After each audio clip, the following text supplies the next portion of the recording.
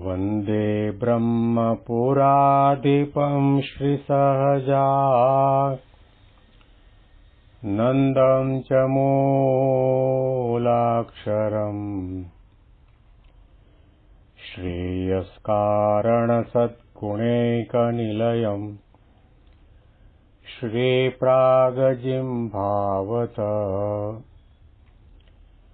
ब्रह्मोपासनधारकं गुरुहरिं यज्ञं तथा योगिनं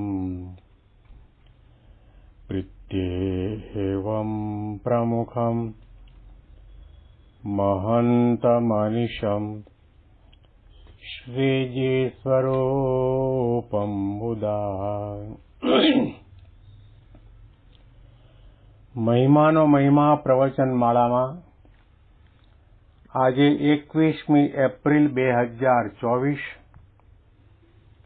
રવિવારના દિવસે તમામ સંતો હરિભક્તોને મારા સાષ્ટાંગ પ્રણામ. જય સ્વામિનારાયણ. હેપી વચનામૃત દ્વિશતાબ્દી મહોત્સવ. હેપી પ્રમુખ સ્વામી મહારાજ શતાબ્દી મહોત્સવ. ગઢડા અંત્યના 8મા વચનામૃતમાં શ્રીજી મહારાજ આપણને સૌને સુખિયા કરવા માટેના ઉપાયો બતાવે છે. પહેલો ઉપાય એવો બતાવ્યો કે ભગવાનનો ભક્ત હોય એને અતિ દ્રઢ વૈરાગ્ય હોય અને બીજો અતિશય દ્રઢ સ્વધર્મ હોય અને એ બે સાધને કરીને પોતાના ઇન્દ્રિયો અંતઃકરણને જીતીને પોતાને વશ કર્યા હોય એવો જે ભક્ત છે એ સદાના માટે સુખી રહે. જ્યાં સુધી જીવાત્મા ઇન્દ્રિયો અંતઃકરણને આધીન છે અને પોતાની તમામ ઇન્દ્રિયો વિષય આધીન છે ત્યાં સુધી એ જીવતા કે મર્યા પછી કોઈ દિવસ સુખી થવાનો નહીં. સુખનું કારણ વિષયને વિશે આસક્તિ છે. મહાભારતમાં એટલા માટે કહેવામાં આવ્યું, યદિ મુક્તિમ ઇચ્છસી ચેત્તાત વિષયાન વિષવત્યજ.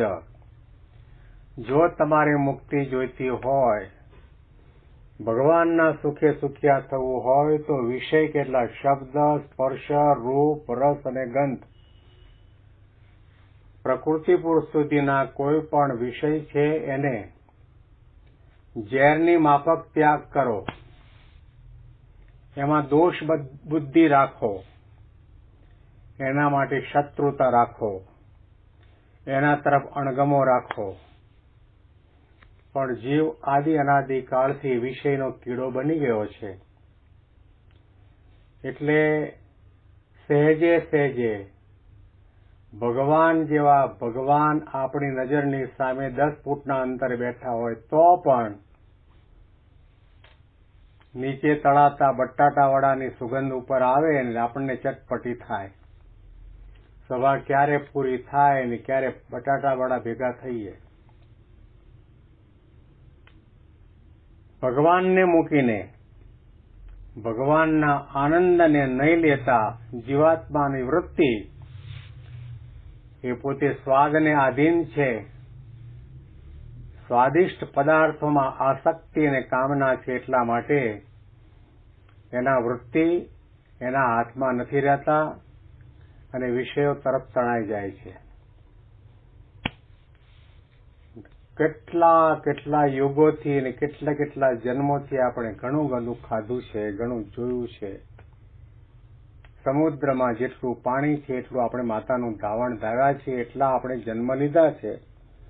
મહારાજે તો ત્યાં સુધી કહ્યું કે દુનિયામાં એવી કોઈ સ્ત્રી નથી કે જેને પોતાની પત્ની બનાવી હોય અને દુનિયામાં કોઈ એવો પુરુષ નથી કે જેને આપણો પોતાનો ધણી ન બનાવ્યો હોય, ભાઈ ન બનાવ્યો હોય, મિત્ર ન બનાવ્યો હોય. અનંત જન્મ લીધા છે. પાતાળ સુધી પૃથ્વી ફાટી છે.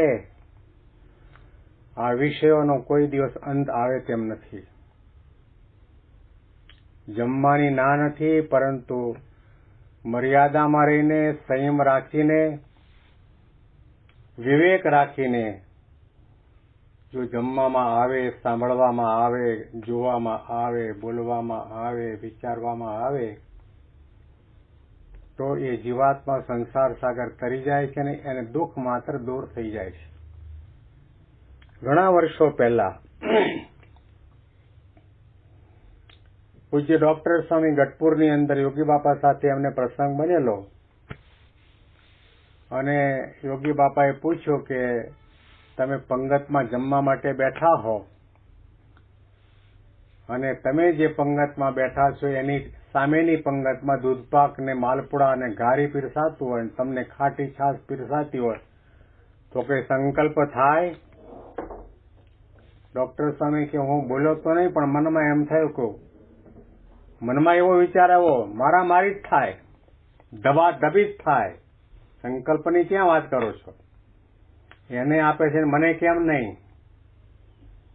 આ બખેડો શાના માટે છે? વિષય માટે. મોટા મોટા યુદ્ધો થયા છે શાના માટે? સત્તા, સંપત્તિ, વિષયના માટે. 10 માથાનો માનવી રાજા રાવણ લંકાની સોનાની નગરી હતી અને 10 ગ્રહને તો પોતાના ખાટલાને પાયે બાંધી રાખ્યા હતા. તેમ છતાં પણ અને મંદોરી દરી જેવી રૂડી રૂપાળી એની પટરાણી હતી તો પણ એનું મન એમાંથી ભરાણું નહીં અને સીતા તરફ એની કુદ્રષ્ટિ થઈ તો આખી લંકાને બળવાનો વારો આવ્યો.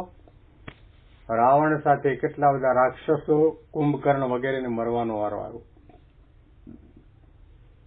એટલા માટે મહારાજે કહ્યું કે પોતાના સ્વધર્મ અને અતિ દ્રઢ વૈરાગ્યને લઈને આપણે આપણા ઇન્દ્રિયો અંતકરણને વશ કરવાના છે, સમજાવવાના છે.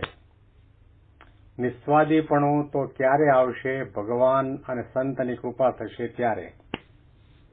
પણ કુંઠિત કરવાનો પ્રયત્ન તો કરીએ, ધીરજ રાખીએ, બે બાકડા ન થઈએ, પેલાને આપ્યું મને કેમ ના આપ્યો વિચાર ન કરીએ.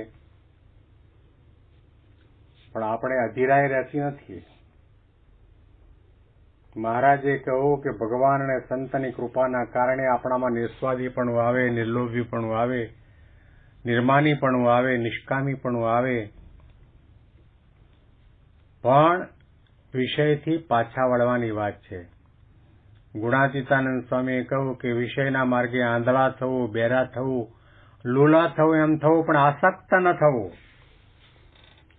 અને જ્યાં સુધી વિષયનો યોગ થયો નથી ત્યાં સુધી આપણે બે કર્યા કરીએ છીએ, પણ વિષયનો યોગ થાય ત્યારે સ્વામીએ કહ્યું ત્યાં સિંહ થવું, વિષયને કાબે ન થવું, એને આધીન ન થવું. એમાંથી ધીરે ધીરે અભ્યાસેન તો કૌંતેય વૈરાગ્યેન ચ ગૃહ્યતે. ગીતામાં શ્રી કૃષ્ણ ભગવાને કહ્યું કે અભ્યાસ કરવામાં આવે, પાછી વૃત્તિ વાળવામાં આવે અને મન સાથે લડાઈ લડવામાં આવે, ભગવાન અને ભગવાનના સુખનો આનંદનો વિચાર કરવામાં આવે.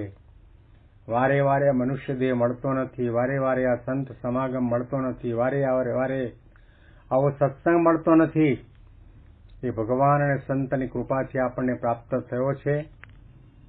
તો જેટલું બને એટલું આત્માના કલ્યાણના માટેનો પ્રયત્ન કરવો. તો શ્રીજી મહારાજે ઇન્દ્રિયો અંતઃકરણને આ બે સાધને કરીને જીતીને વશ કર્યા હોય એમ કહે છે.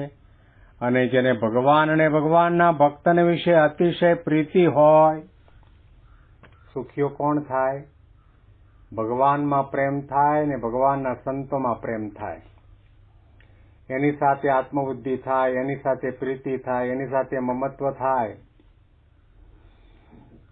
એની સાથે સંબંધ બંધાય કે એ મારા છે, હું એમનો છું. એ થાય તો જ આપણને ભગવાનનું અને સંત સમાગમનું સુખ આવે. ભગવાન અને ભગવાનના સંતની સાથે પ્રીતિ થાય તો મહારાજે કહ્યું કે ભક્ત છે કોઈ પણ પરિસ્થિતિની અંદર અખંડ આનંદમાં રહી શકે, સુખ અને શાંતિનો અનુભવ કરી શકે. અને જેને ભગવાન અને ભગવાનના ભક્તને વિશે અતિશય પ્રીતિ હોય અને જેને ભગવાન અને ભગવાનના ભક્તને વિશે અતિશય મિત્રભાવ વર્તતો હોય, ભગવાનની સાથે અને ભગવાનના ભક્તની સાથે મિત્રભાવ રાખવાનો છે. તો મિત્રતા રાખી હશે. ગુણાતીતાનંદ સ્વામી કહ્યું 2 સારા સાધુ અને 3 સારા હરિભક્તની સાથે જીવ જોડી દીધો હશે તો ગમે તેવા દેશકાળ આવે તો એની અંદર આપણને બળ મળે, એનાથી એ આપણને પાછા વાળે. સત્સંગમાંથી પડવાનો પ્રસંગ ઉભો થાય તો પણ આપણને હિંમતના, મહિમાના, બળના શબ્દો કહીને આપણને પાછી વૃત્તિ વાળે ને આપણને સત્સંગમાં સાચવી લે. એટલા માટે મહારાજે કહ્યું કે 2 સારા સાધુ અને 3 સારા હરિભક્તની સાથે જીવ જોડી રાખવો તો દેશકાળે પરાભવ થવાય નહીં ને દેશકાળે આપણે આપણા સત્સંગના માર્ગમાંથી પડી શકીએ નહીં. શ્રીજી મહારાજે આ અનુસંધાનમાં ઘણી બધી વાતો કરી છે. એના અનુસંધાનમાં આવતીકાલે આપણે સાંભળીશું. તમામ સંતો હરિભક્તોને મારા સાષ્ટાંગ પ્રણામ. જય સ્વામિનારાયણ, જય સ્વામિનારાયણ.